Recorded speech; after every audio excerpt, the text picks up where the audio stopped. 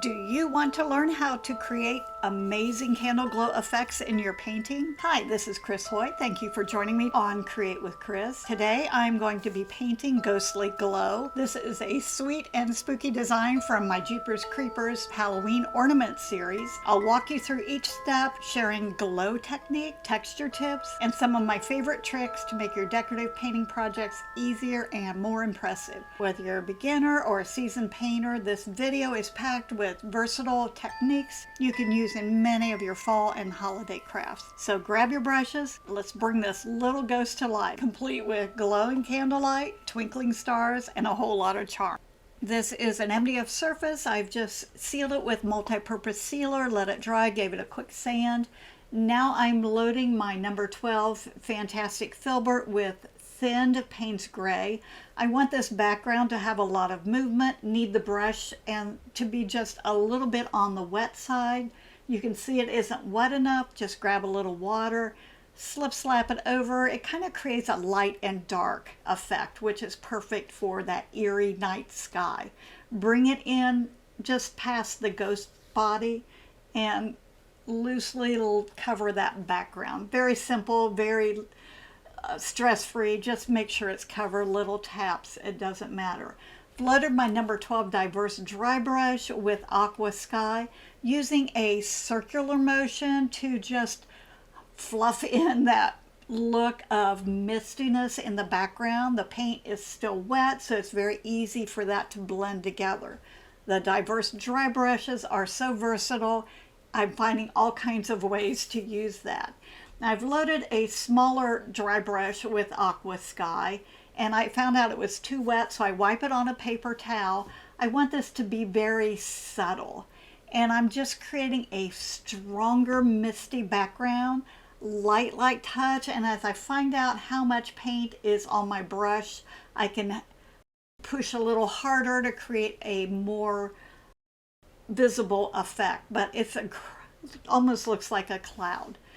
Switched back to my number 12 Filbert and Gray Sky, and I'm using this to base coat in the shape of the ghost. Gray Sky is a little more opaque than regular Snow White. It's also going to allow me to have a darker base to build on, which means that when I go back to highlight with white, it's going to show up and create that middle tone. I'm using the flat of my brush, the shape of the bristles, to define the edges of those different layers and folds to pull it up toward the face. Keep these strokes long and fluid. That way, if any of the brush strokes are visible, it just looks like more texture has been created in the folds. The ghost is not solid and opaque. Make sure that paint flows on very smoothly. Add a little more moisture to the brush if it starts to drag. It should just be really long, smooth, flowing strokes, and allow that background to create the look of folds. That it will work together with the added layers. It's just really easy, quick way to get that translucent, almost ethereal effect. I've loaded the toe of my 3/8 inch angle with Payne's Gray, very loose, just a teeny touch of paint, and I'm using it to start to add the layers where the folds are, and you can see I'm kind of staying on the chisel edge of my brush to create those folds. Paint is very loose, it's very transparent, and I'm pulling that up to the face area from the bottom up toward the face. It almost fans out from where you could say the neck is down toward the bottom, using the shape of the bottom ruffle to know where to add those fold lines. And the right side again is just a little bit darker, so that can be just a little bit stronger. I want to make sure to create that area where the candle kind of fits into his hand, so I'm just defining that area just a little bit, and so that it looks like there is a hand there. Scooping that around to create that area where the candle is just going to slip right in there. The folds on the ghost and the shadowing and the layers of the ghost are very minimal, and I use a tremendous amount of water, kind of go from floating to using the chisel edge, but it's the layering that creates that kind of a gauze effect. Adding some thinned aqua sky in there, and you can see how this creates shadowing in a very cool effect. And it's just, again, a lot of water, just a very thin amount of paint. I love the look of that. It just creates, kind of cools those shadows down and makes it not quite as heavy and dark. A lot of water, just a hint of color. And because I'm going over this Payne's Gray, it's not covering it up. The thinness of the paint is just adding another layer on that the Payne's Gray will glow through. And you can see how that right side just looks a little more shadowed. That left side's a little bit brighter. Now I'm going into white, still using that 3/8 inch angle, and you can see how I am adding highlights. I want that little face to be bright, the left side, and Snow White leans a little bit more toward the translucent side. So as I'm floating this on, it's still not going to cover anything up. It's just almost like putting a very fine, transparent wash over where the highlights are going to be. And I'm using mostly the chisel edge of my brush and a lot of water. You can see how I'm enhancing that folds, the brightness. It's not choppy, but it's not a smooth, perfect float. It's just like a wash of color. Now I do want that little hand area where it's going to hold the candle to really show up. And this is just one of many layers, so I can allow this to be just a little bit basic. And as the whole ghost kind of evolves, it's so much easier to go back and say, oh, I want this little area just a wee bit brighter. And then I can go in with just a hint of brightness. See how that white blends in over that blue? The blue is still very, very visible, but it's such a subtle shadow color. And it's almost magical. I love the way this turned out. Let me know if you like this technique. But I was just really excited about sharing this. The ghost ended up being so gauze-like. It's just a combination of all those layers of color. And I can just go in and float if I think those shadowed areas are too strong. I can use some of that thinned white paint just to soften. The shades are not going to go away. They just become very muted and subtle. As the white dries, it becomes less vibrant. So it may look like I'm overdoing the white, but I go back many, many times to brighten this up.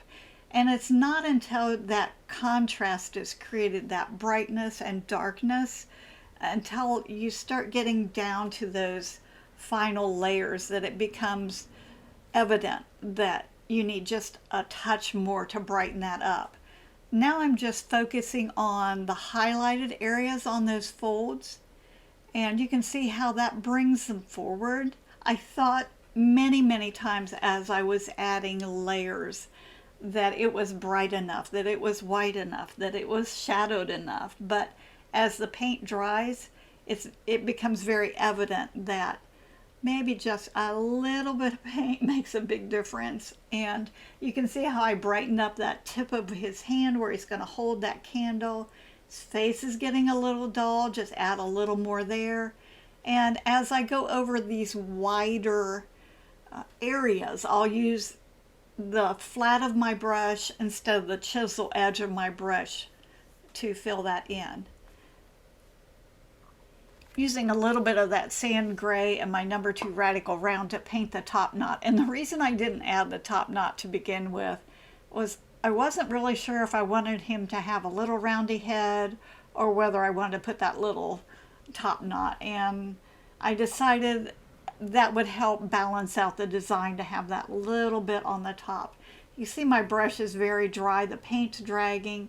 This is when a little more water on the brush just helps to move that paint and get everything on there nice and smooth. And same thing as with his body, I just want it to be smooth. Allow that shading on the head to separate those two areas and just blend that in on the left side just softly.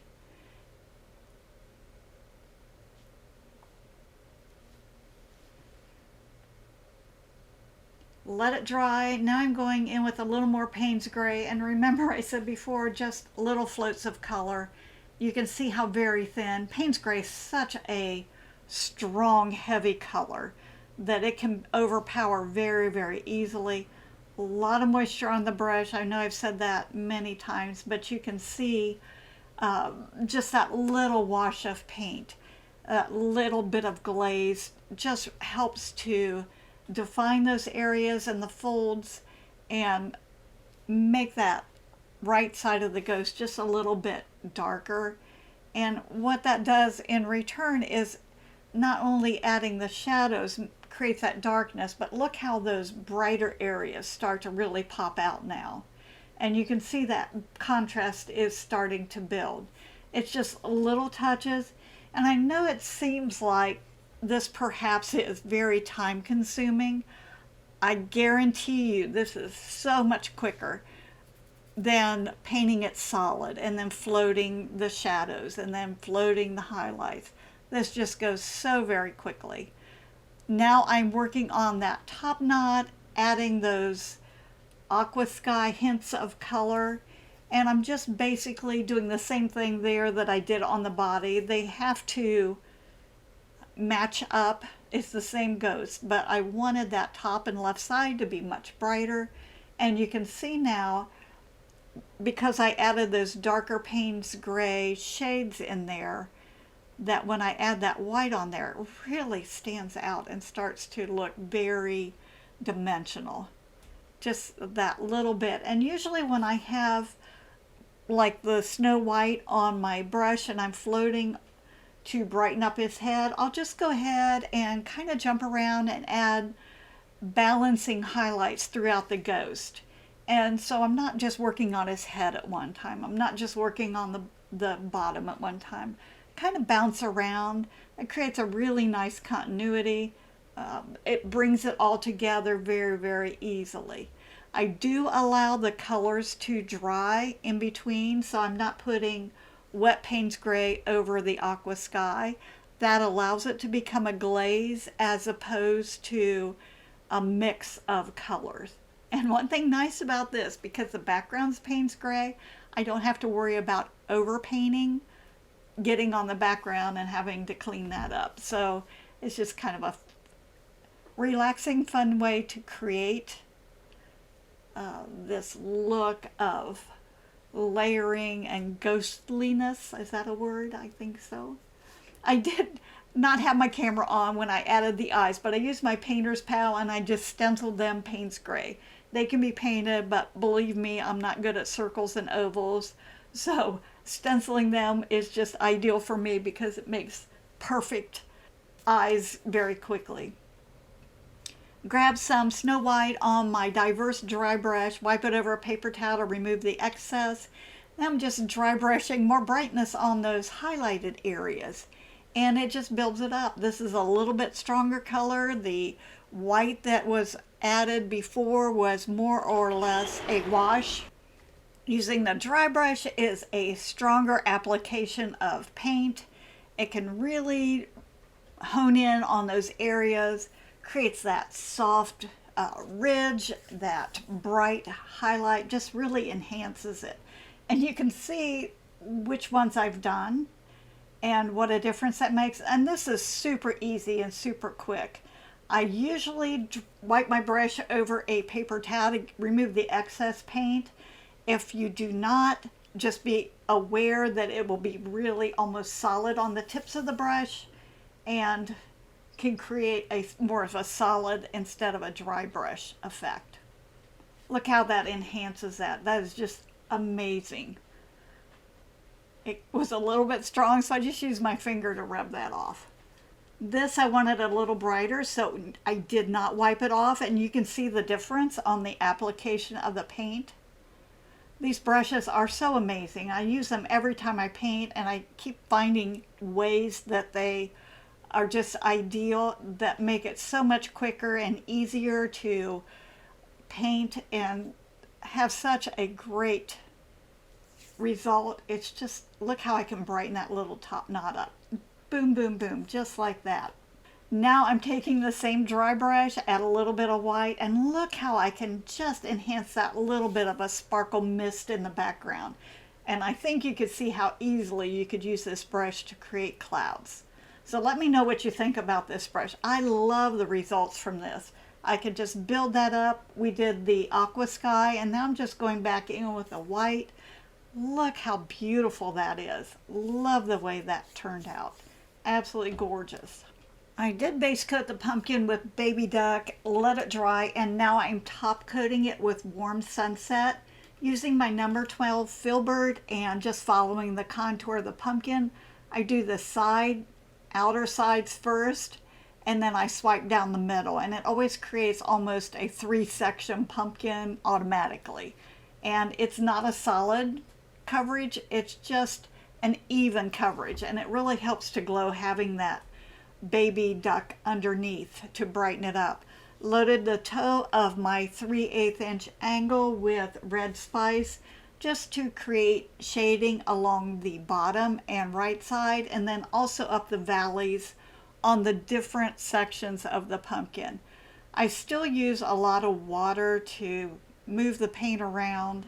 I don't like heavy solid floats. I think that just becomes almost too overwhelming and too solid because my paint is so thin. You can see I can scooch it around. So I just clean my brush with a little water, and then I can go back and move it and manipulate it, let it dry. Now I'm going back with Heritage Brick, a little bit darker color, deepening the bottom and the right sides. It just helps to create a little more dimension on that pumpkin. So easy to create this with just these light layers of shades of color and bring that pumpkin to life. I'm now picking up just a little bit of Baby Duck on my dry brush just to kind of dry brush some highlights in there. Top left, just to bring that out. Now I am going to leave that center area just a little bit empty. That's where the face is going to be, and I don't want that to be too overwhelming or too busy.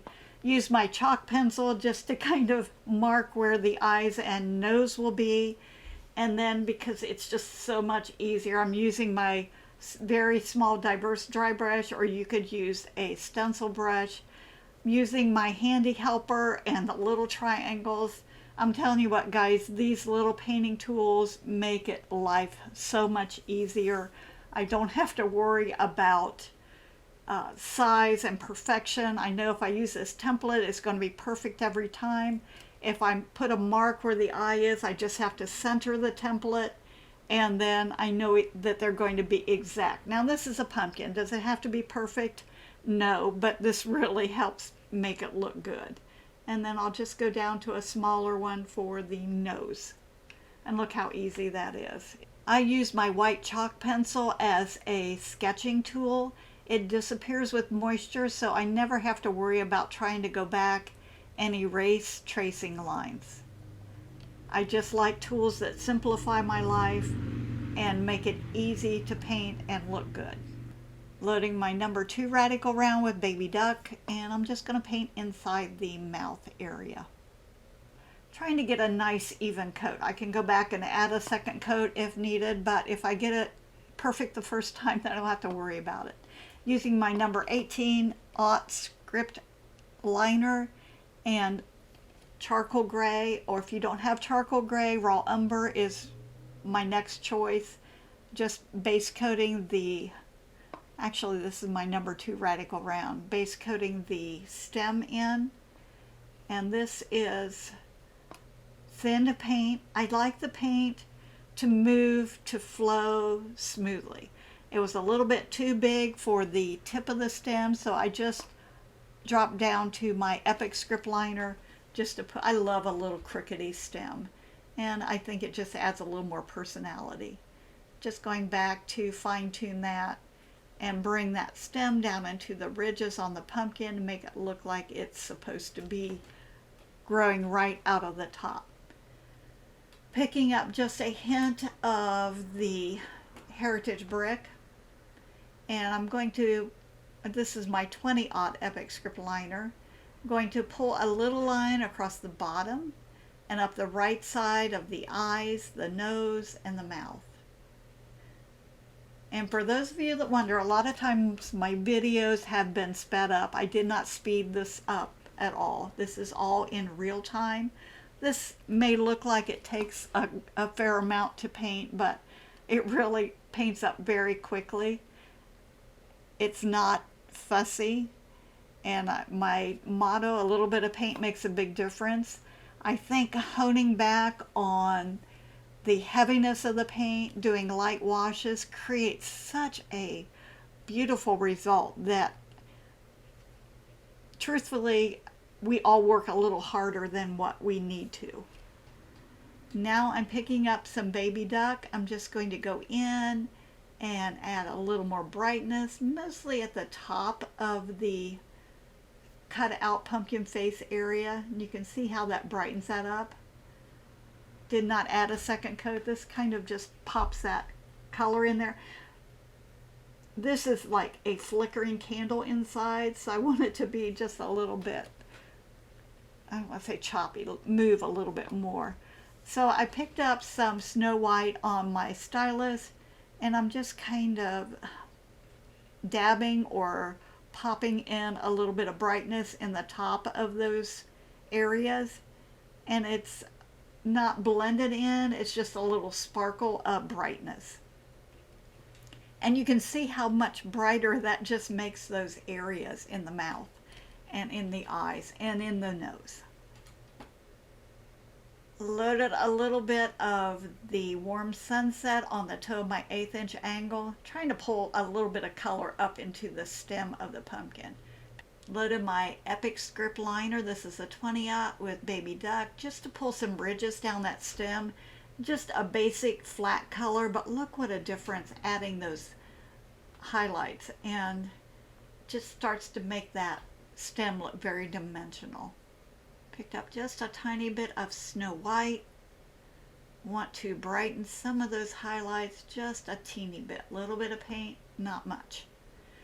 Now I have Payne's Gray, and because I have Payne's Gray in the background and on the ghost, it makes sense to add it on the pumpkin on the bottom and the right side.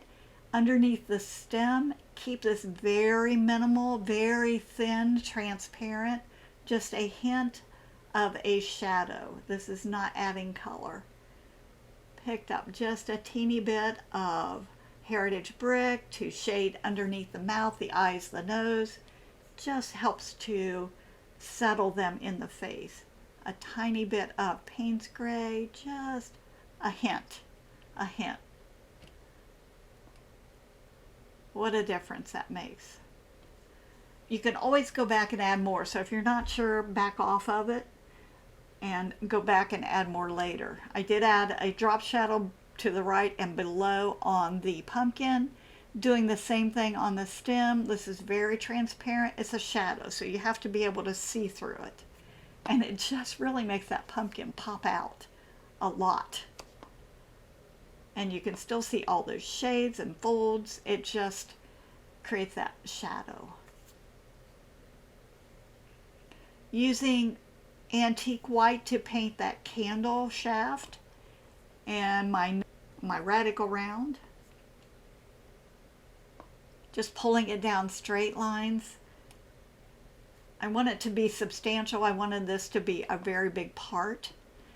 Pulling a little bit If you've watched any of my videos, I love adding a hint of aqua sky. Look what that does. Just a hint of aqua sky in that deepest, darkest part of the shading on the pumpkin and on the stem. Just a pop of color, just a tiny pop of color. What it does also, it's going to lift it off of that drop shadow on the ghost. These are the little touches that I really think sets everything apart and creates that bit of interest that is amazing. I'm going to darken down that candle just a touch with another coat of antique white, and now I'm painting the flame baby duck using my number 2 radical round. And I'll switch to my Epic script liner to pull that little flame up. I want it to flicker. I want this flame to just really draw the eye in. Adding a little bit of candle wax with Snow White and just let it kind of drip down. It can be very loose, and I usually just kind of let the brush create those drips. They just need to make sure they're not the samey. Added a few pops of Snow White inside the candle flame. Now I'm taking some of that charcoal gray. Be careful, this is another very powerful color. Just adding a bit of shading at the base and on the right side and below the drips. And a little bit on those drips. Just kind of help balance it out. Picked up some white just to brighten that up. Look at what that little pop of color does. And it's just touches. It's not a solid float. I'm just kind of popping that in there. I want those waxy drips to really be dimensional and stand out. Add a little shine down the center of the candle. A little highlight with Snow White. It's all these little touches, and it's just like one little brush stroke. Picked up a touch of red spice. Want to warm that candle up even more. Went to Warm Sunset. Just look how that brightens that candle up. Also, what that does is it brings that color from the pumpkin up towards the top.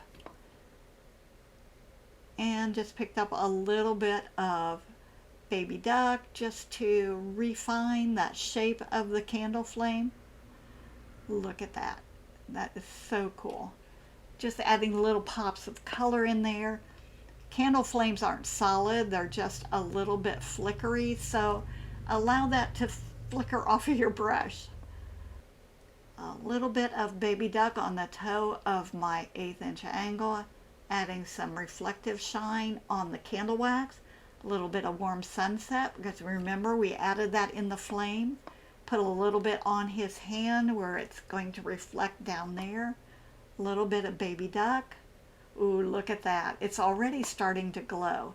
I was very careful when adding these colors because I did not want it to be overpowering and not very realistic. So I start out with just a little bit.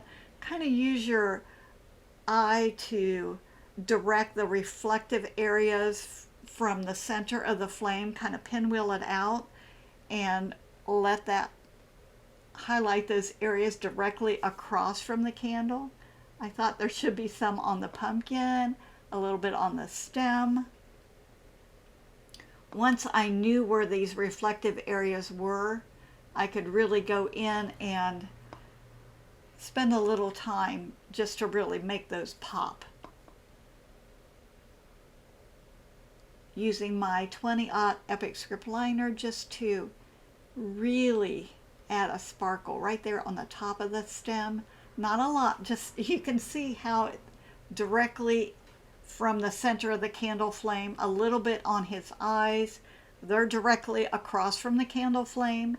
Anywhere that candle is going to reflect. Now when I put the yellow on there, it turns a little bit green because I've got that blue undertone shadowing. So adding a little bit of Warm Sunset's going to balance that color out and help it to match the candle flame, and it removes a little bit of that green. Loading my 20-aught Epic script liner with charcoal gray to paint the wick.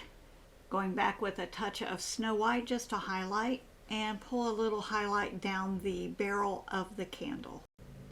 Going back with my diverse dry brush and Snow White just to really ramp up that mist. And you can see how subtle it has become. I'm using a dry brush, Snow White, wipe it on a paper towel, going back in just to really bring that mist or sparkle to life. Little tiny scrubs, circular scrubs. If I want it to be a bigger trail of magic dust, I could use a bigger swirl, but because this is a smaller piece, I'm using smaller swirls. If I want it stronger, I'll leave a little more paint on my brush, and you can see how that highlights the top edge just a little bit more. Love how that is looking. And this is like the third layer, so I can go back and add more. It's so much easier to add more than to get to this point and think, oh man, I've got too much in there. So this is a good way to balance it out. Going back with a little bit of Snow White just to pop up some highlights on that candle wax. What a big difference that is inside that candle flame. It's all these little touches that make such a big difference. Really starts to enhance it. Add a little more in the eyes, a little bit in the nose. Now I'm using my Sparkle Pal to create those starbursts, and I just use my diverse dry brush and Snow White just to stencil those on. They can be painted. I thought maybe I'd dry brush around the candle flame to add a little bit of a halo, and I'm using Snow White just to put a little bit of a brighter halo around that. Now that that is in there, I'm just dry brushing it to the intensity that I want. And then I picked up a little bit of baby duck on the toe of my 1/8 inch angle, just defining that outer edge of the halo. And let it go off the side of the ornament. It doesn't all have to fit right on. It just gives a little more movement on there. But look how that really makes that focus on the candle glow. Now I know I missed the eyes, so here, this is the same way I did the eyes. I'm using my painter's pal. I decided, I wasn't sure if I wanted him to have a smiley mouth or a big O mouth, and I decided to go, since the pumpkin was happy and smiling, I thought I would have the ghost just a little more worried or concerned with a big oval mouth, and I think that worked out well. But you could put a smile on it. If you paint this up, let me know what you do. And remember when we did the eyes, I put just a hint of that baby duck there on the right side. I'm just adding a little bit on there just to help reflect that candle glow. Adding some dip dots in and around those starbursts in the sky. I thought I had enough, but after I looked at it, I thought it just needed to be a little more magical, and adding these tiny little dip dots just adds so much magic and whimsy. It's just fun. And I let my dip dots stagger in size. I kind of jump around so they're not all in a row, and I let them go outside of that misty cloud. And then I focus them a little stronger around the darker or the brighter, whiter areas. So it looks like they're just kind of sprinkled around. And I like it to look random. Magic is kind of random.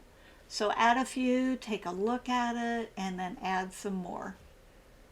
It just needs to keep the eye moving around the ornament. If you like my videos, make sure you subscribe and share them with your friends. That way you won't miss out on upcoming videos. If you paint this up, I would love to see what you do. Please share it in the comments below. If you have any questions, please let me know. I love hearing from you. And if you have any suggestions for future videos, I'm always open for that. Now that I've finished everything bright, I thought maybe the pumpkin needed a little more highlight on it, so I just went back with my diverse dry brush and Snow White just to brighten that pumpkin up just a little bit. Thanks so much for painting Ghostly Glow with me today. I hope you enjoyed it as much as I did. All the supplies I used, including a step-by-step instructional pattern, are listed in the description below, so be sure to check that out. I'd love to hear what you enjoyed most about this design, the glowing candlelight, the little ghost expression, or maybe that magic dust trail. Leave a comment and let me know what your favorite part was. Don't forget to like, subscribe, and hit the bell. That way you won't miss out on any upcoming videos. Thanks again for joining me. I look forward to our next painting adventure together. And remember, a little bit of paint makes a big difference.